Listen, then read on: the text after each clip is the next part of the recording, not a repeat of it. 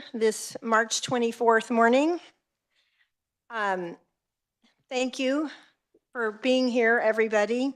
As you all, we have handed out the list, but it's at this moment, there's still things that are going to be added to it as the day goes on today. So we're not going to go over the whole list. We'll wait until it's more complete. And so we'll have the reviser do that maybe the next time we get together once the House and the Senate have done a little bit more work on concurring and non-concurring and that kind of thing.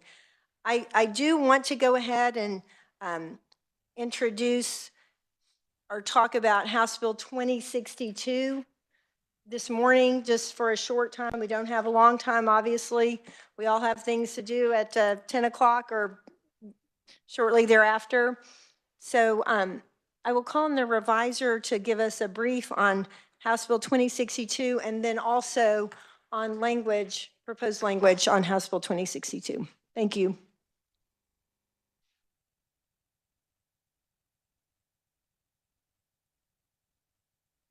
All right. Thank you, Madam Chair. Jason Thompson, Revisor's Office. So if you want to look at the chart on page 2 is the House Bill 2062 comparison.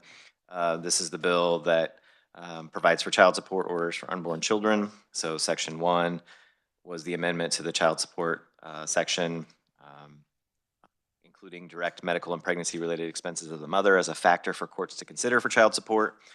Section 2 is the one that includes unborn child and the definition of child for parent-child relationship. And then section 3 is the including unborn child and the definition of child for the child support provisions of the divorce statutes. You'll see in the Senate version, all 3 of those sections are the same. And then section 4 was added. That is an amendment to KSA 79-32, 121 to provide for an income tax exemption for unborn children. And real quickly, could I just mention that that the House Conference Committee is Humphreys, Williams, and Osmond. There's a little typo there, just so you all know that we're all in place where we should be in place. So, okay, yep. Okay, and so, Madam Chair, we do have some language that we would like to, we non-concurred on your changes, and we have some language that we would like to present to you to get your thoughts on. And if the reviser could go ahead and explain that, that would be great. Thank you, Madam Chair. Adam Siebers with the Revisor's Office. Section 4, as Jason stated, was added as a floor amendment on the Senate side. Specifically, the language on page 3, paragraph 3, would add an exemption for income tax purposes for determining your Kansas income tax liability. It would provide an extra exemption for an unborn child. As part of that, the taxpayer would have to apply to the Department of Revenue to be assigned a taxpayer identification number.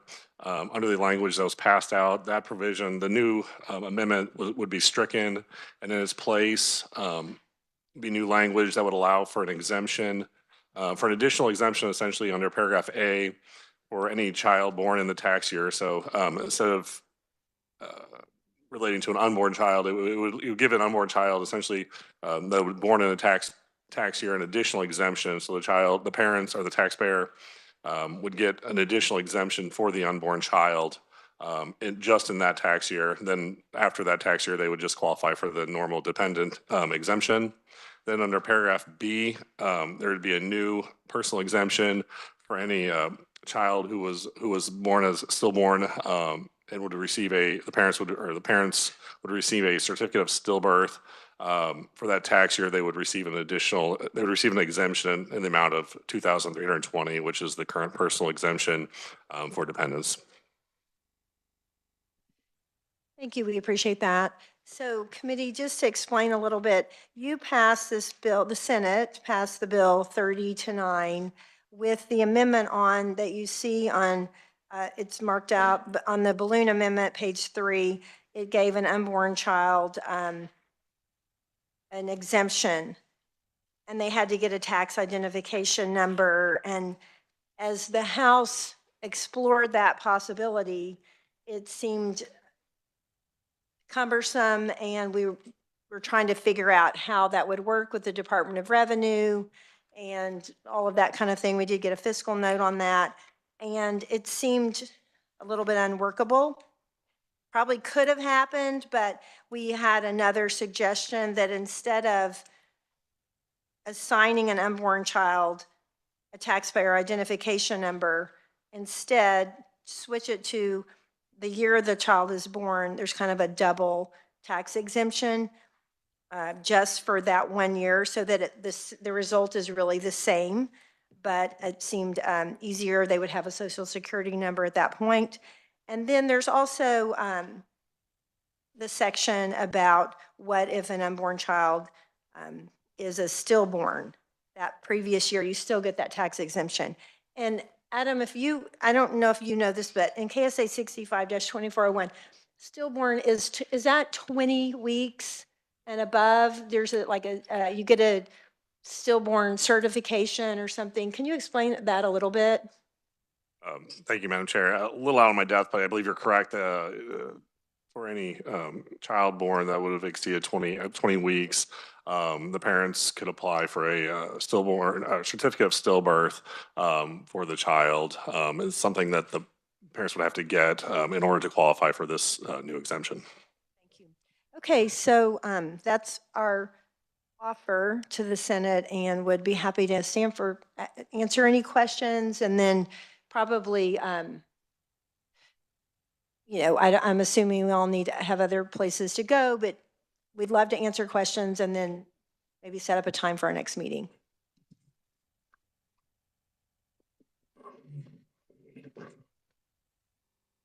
Thank you, Madam Chair. Appreciate it. A question just procedurally. So procedurally, the balloon amendment was not considered in committee and it was not voted on the House floor. Is that correct? That's correct. Okay. And it purports to modify the process to implement the Senate amendment regarding the tax exemption for the first year of life, and then provide for in the event of a stillbirth, Right. what happens. So it's primarily procedural, and how do you implement what the Senate has put into the bill on the floor, and add the stillbirth. Okay. Well, appreciate the offer, and we'll consider that, and we'll need to reconvene to let you know what our counter offer is or whether it's accepted. So if there's nothing else, then we'll need to set another time to meet.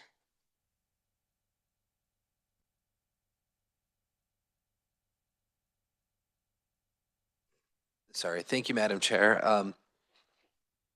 I'm just trying to, I think, better understand between A and B. Are there still going to be instances where,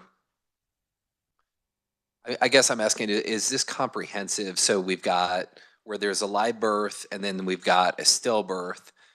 I'm wondering, is there a third category that's not encompassed by this, where there's a pregnancy loss that maybe wouldn't meet the legal definition of a stillbirth, which I'm not familiar with offhand, but I'm just want to try to understand, would this cover all instances where somebody's pregnant, they either have a child or they don't? Does this cover all of that, or is there going to be kind of a gray area where there's sort of uncertainty of how this is applied and whether or not you get this exemption? Does that make sense as a question? I'm trying to just understand if it covers all instances of when somebody is pregnant, they would know whether they do or don't get it under this amendment. I'll answer what I think you're asking, and then you can let me know. So there's, of course, the possibility that a woman gets pregnant and then has a miscarriage at 6 weeks or 10 weeks or 12 weeks. And in that case, there would be no personal exemption. I think it's pretty clear. I don't think there's a gray area. But after 20 weeks, when there is a stillbirth that's documented, then you get the exemption. But if it's before that, sometimes women don't even know that they're pregnant and different things. So this is just, it's kind of a line that was drawn that there is a stillbirth certificate to make it really clear. And it's a official document.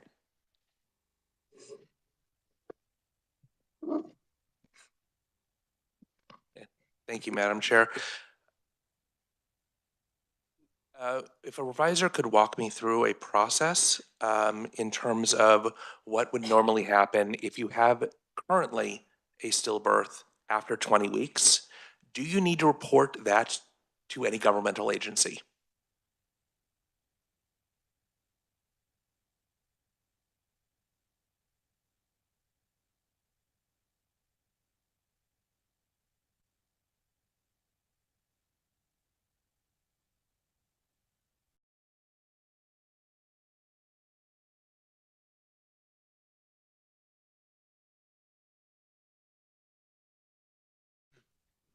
So, Madam Chair, it's not clear to us. It's a good health question, so we'll go back and find out. These certificates do exist. It's a lot clearer what happens with the death certificate rather than the stillbirth certificate. But, we'll try to get a better answer for you. Thank you very much. The second question that I would have on that line is what proof is offered to obtain the stillbirth certificate?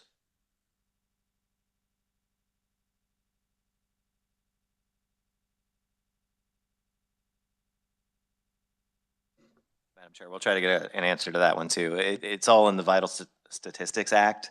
And we'll just need to pull together a better answer. I don't want to give you one off the cuff. I don't think I know enough. Thank you. Madam Chair, thank you. This is, I think, a tax question. So the last, under paragraph 4B of the amendment, it says a personal exemption may be allowed by the taxpayer who is a parent for the taxable year. Is that going to be consistent with just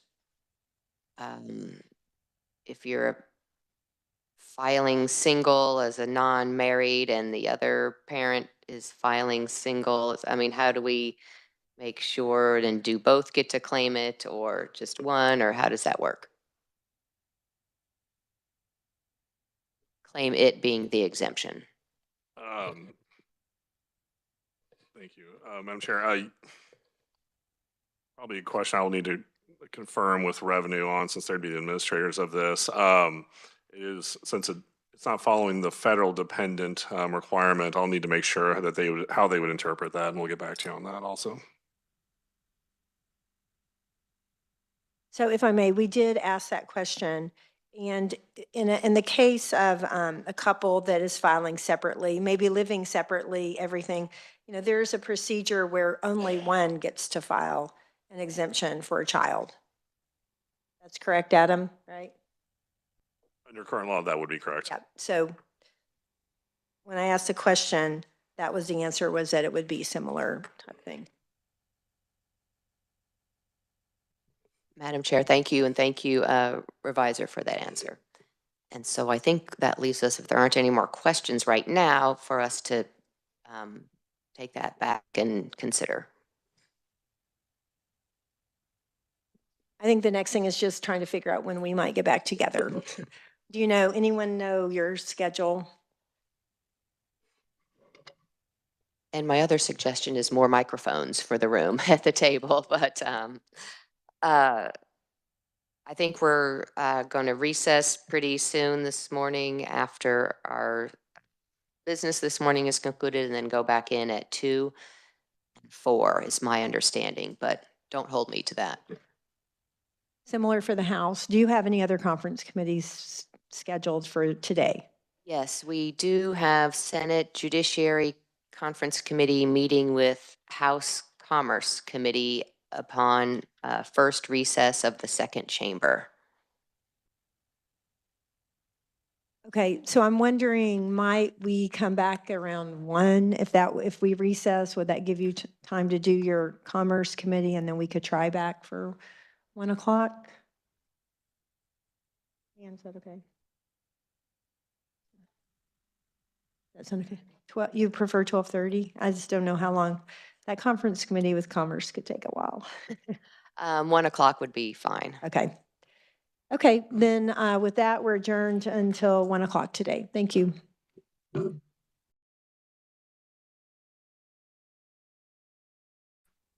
Okay, we'll come back at 1 o'clock. Thank you, everybody.